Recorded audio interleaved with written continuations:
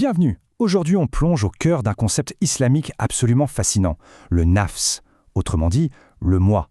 Accrochez-vous, c'est un véritable voyage au centre de nos propres contradictions pour tenter de comprendre cette lutte intérieure qui, au fond, nous définit.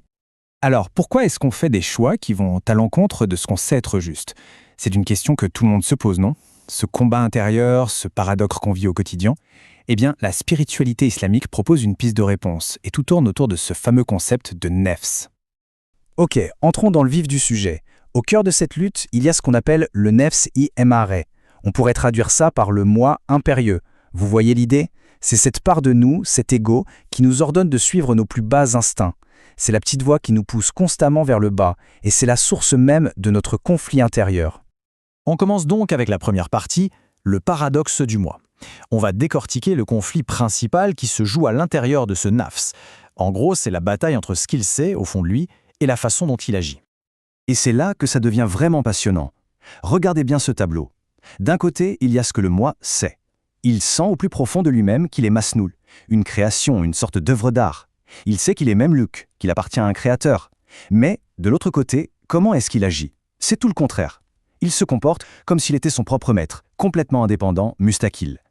C'est une contradiction flagrante entre la conscience et l'action. Alors ce grand paradoxe, ça mène à quoi? Eh bien, à un comportement que les textes qualifient de folie, une hamaka. On va maintenant dresser le portrait de cette folie intérieure. Concrètement, comment est-ce qu'elle se manifeste, cette folie? D'abord, par une illusion d'éternité. Le nafs vit comme s'il n'allait jamais mourir. Ensuite, il est en quête permanente de validation, de louange, pour des qualités qu'il n'a même pas créées lui-même. Il s'approprie les mérites. Et puis, il y a cette attitude un peu étrange. Il essaye de se cacher de son créateur, de se fondre dans la masse, en pensant qu'il ne sera pas vu. Et pour illustrer ça, il y a une analogie qui est juste parfaite, celle de l'autruche. Le nafs fait exactement comme elle, il plonge sa tête dans le sable de la rébellion en se disant que s'il ne voit pas le chasseur, alors le chasseur ne le voit pas non plus. C'est cet aveuglement volontaire, cette auto-tromperie qui est à la fois tragique et, il faut le dire, un peu absurde. Bon, mais toute cette attitude, cette folie, forcément, ça a des conséquences. Et ce n'est pas rien. On va voir que c'est la source directe d'un sentiment qu'on connaît malheureusement très très bien, l'anxiété. Voilà le point central. Le fait de refuser de faire confiance, le tévécule, c'est la cause directe d'une vie de tourment intérieur. C'est ce refus de s'en remettre, de reconnaître sa place de créature, qui engendre toute la souffrance. Et les fruits de cette méfiance sont bien identifiés. On parle d'izdiraplar, c'est-à-dire des souffrances constantes. On parle de kailaklar, ces anxiétés profondes, ces soucis qui empêchent de dormir. Et puis les ephramlar, toutes ces illusions, ces peurs imaginaires qui nous hantent. Tout ça découle de ce manque de confiance. Pour comprendre à quel point c'est absurde, il y a une autre analogie géniale. Imaginez, on monte à bord d'un magnifique navire royal. Il est solide, puissant et piloté par le meilleur capitaine qui soit. On sait qu'on est en sécurité. Et pourtant, au lieu de poser ses valises, ses lourds fardeaux sur le pont, on s'obstine à tout garder sur le dos, durant tout le voyage. On souffre sous le poids alors que le navire nous porte déjà. C'est complètement fou, non? Eh bien, c'est exactement ce qu'on fait quand on refuse de faire confiance. D'accord, alors, quelle est la solution à tout ça? On passe maintenant à la quatrième partie, le pouvoir de la confiance. On va voir comment la confiance et la soumission peuvent tout changer. L'idée est simple, mais incroyablement profonde. En turc, on dit « kaderles savaşma ».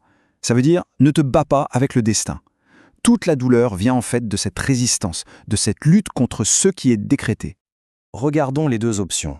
Se battre contre le destin, c'est comme se cogner la tête contre un rocher sur lequel quelque chose est gravé. Le rocher, lui, ne va pas changer. L'écriture non plus. Le seul résultat, c'est qu'on finit avec la tête cassée. De l'autre côté, il y a l'acceptation, le risa. Et là, tout change. On se libère de ce fardeau, de cette inquiétude constante. On trouve la paix, on s'aligne avec le réel. Alors attention, il faut bien comprendre ce qu'est le tévécule. Ce n'est pas du tout de la passivité, du genre « je ne fais rien et j'attends ». Non, non.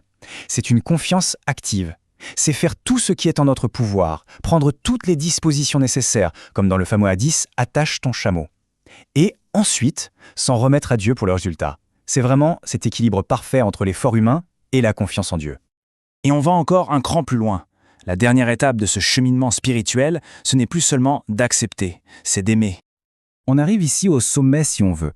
Le but ultime, ce n'est pas juste d'être content de ce qui arrive, c'est de l'aimer. D'aimer le décret divin. C'est ce qu'on appelle le muhabbet le reza. Être satisfait, mais avec amour. Et ce concept, il est directement lié à un des noms de Dieu, Rab. On le traduit souvent par Seigneur, mais ça veut surtout dire celui qui éduque, qui nourrit, qui fait grandir et qui amène chaque chose à sa perfection. Sa seigneurie, sa roubobillette, ce n'est pas une domination froide et lointaine, c'est un soin permanent, une sorte d'éducation divine qui nous façonne avec une sagesse et un amour infini. Et cette citation, elle résume absolument tout le propos. C'est le cœur du message. On doit être satisfait avec amour de la seigneurie du Créateur de toutes choses. C'est vraiment le point d'arrivée de ce voyage, passer de la folie du nafs à une confiance, une soumission qui est pleine d'amour. Mais alors pourquoi aimer son destin, même quand c'est difficile? Parce que si on y réfléchit, chaque événement est un acte d'éducation de la part du Rab. Les défis ne sont plus des punitions, ils deviennent des outils. C'est comme le tailleur qui coupe le tissu pour en faire un vêtement magnifique, ou le chirurgien qui doit faire une incision pour guérir une maladie. Chaque épreuve est en fait une opération divine pour nous débarrasser des blocages de l'ego et nous amener à notre perfection, notre Kemalat. On va terminer sur cette question pour y réfléchir. Et si, au fond, tout ce qu'on vit, absolument tout, faisait partie d'un immense voyage vers la perfection? Si chaque instant, les bons comme les moins bons, n'était en fait qu'une étape d'un plan divin pensé avec un amour infini pour nous amener à devenir la meilleure version de nous-mêmes?